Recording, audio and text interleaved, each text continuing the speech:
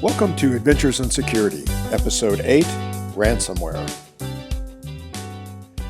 In this video, we discuss the growth of business losses related to ransomware, a popular path ransomware takes to your network, and how to defend against infection. We also look at how to avoid paying ransoms by quickly restoring business processes. If you like this video, be sure to subscribe by clicking on the logo in the bottom right of the video. As of 2012, ransomware was a small part of global business impact caused by malware infestations. However, as cybercrime revenue decreases due to the large number of stolen identities available for purchase, cybercriminals need a new revenue stream. Focus seems to be shifting to ransom collection. It's estimated that $60 million went to pay data nappers to return critical business information in 2015. This does not include data napping attempts that failed because victim organizations refused to pay. One of the reasons for this revenue increase might be a shift in the nature of targets. Instead of targeting individuals, data nappers are shifting to businesses with deeper pockets. Regardless of the target, individual or business, the path to infection is usually the same. First, the data napper gathers information about individuals in the organization. Understanding the interests and positions of potential employee targets allows attackers to create strong phishing lures. This information is often accessible through social network scraping, which is the pulling of information posted by relevant employees to sites like Facebook, Instagram, and Twitter. The next step is to drop one or more lures on websites or in email messages. Website lures can take the form of malvertising on sites of interest to targeted employees or malicious websites designed to look like a place dedicated to an interest. They can also be links in spear phishing emails. No matter how the lures are delivered, they are enticing to employees in target organizations. Once the employee clicks on the lure, a common attack process occurs. A dropper file is usually installed in memory or on disk. The dropper file downloads and installs the full malware payload. Let's look at this from the enabling user actions. The target employee posts relevant information on one or more social networks. He later receives an email letting the employee know about something related to his interest. All he has to do is click the link provided. He clicks the link and infects his system. After the malware is installed, it begins looking for and encrypting files of specific types. This slide, posted by Lawrence Abrams, shows the file types encrypted by one of the current ransomware apps, Locky. Locky looks for these files on the local system and on the network. Note that Locky encrypts both flat files and database files.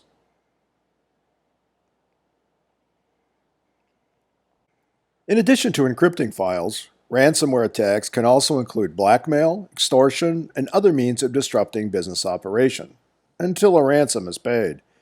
In some cases, data nappers threaten to simply delete everything of value if the ransom is not paid. The kill chain runs the length of the attack path. We can break the chain and stop the attack or the outcomes desired by the data nappers with training, technology, and processes. We can make the information gathering step harder by training our users to not post information on social networks that can be used by attackers. If posted, the information should be available only to family and known friends. This helps limit what attackers can use to phish for vulnerable employees.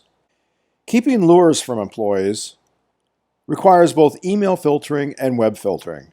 In many cases, phishing messages can be identified and dropped before the user ever sees them. I always recommend using two different anti-malware engines to make this happen. For example, one could be placed at the perimeter of the network, and one can be located on the email servers. This helps increase the probability that a phishing email will be identified.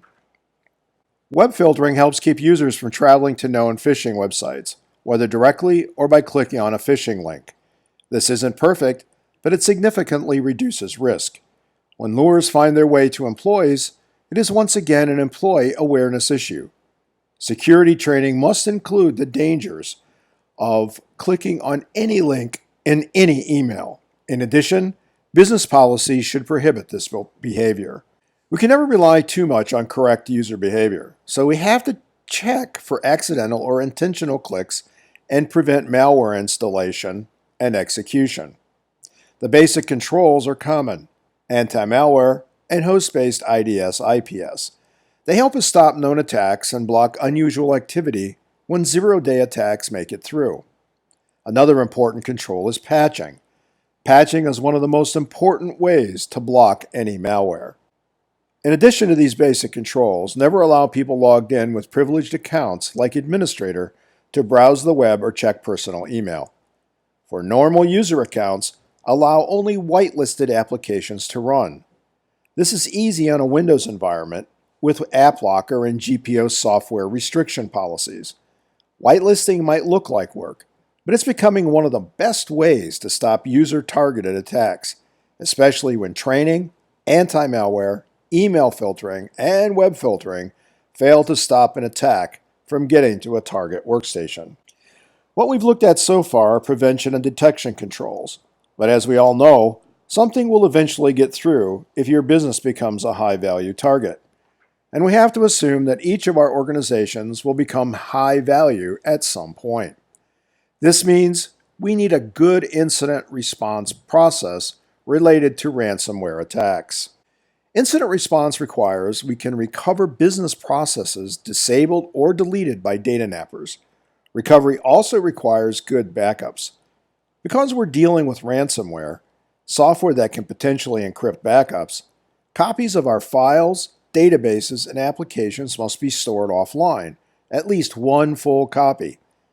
One approach, in addition to normal data backups, is to create and maintain server images that include production applications. Virtualized environments make this pretty easy. Finally, protect your backups. Process backups with dedicated systems isolated from the internet and the rest of the network. Block all access from day-to-day business systems. Well, that's it for today. If you like this video, please subscribe by clicking the icon at the bottom right, and visit v-cso.com for information on how to obtain security training for your organization, as well as other services focused on small and medium-sized businesses. And be careful what you click.